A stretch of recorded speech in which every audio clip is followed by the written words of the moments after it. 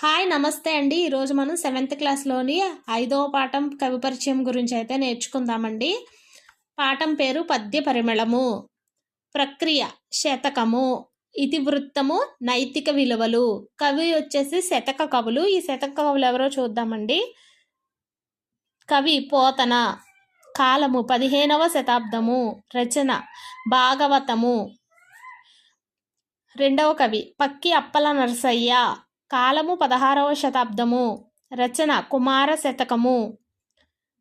3 మారద వెంకయ్య. ఈయన కాలం 16వ శతాబ్దము. రచన భాస్కర శతకము. పోతులూరి వీరబ్రహ్మం.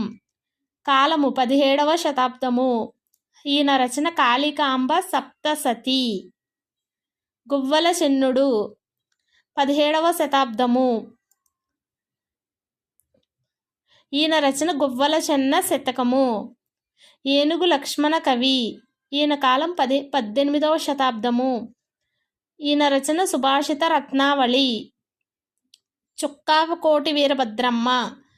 కాలము 20వ శతాబ్దము. శతకము నగాజా శతకము. గెద్దల శ్యాముల్. కాలము 20వ శతాబ్దము. రచన హితోక్తి శతకము. జెండామాన్ ఇస్మాయిల్. కాలము 20వ శతాబ్దము. రచన ఆంధ్రపుత్ర శతకము.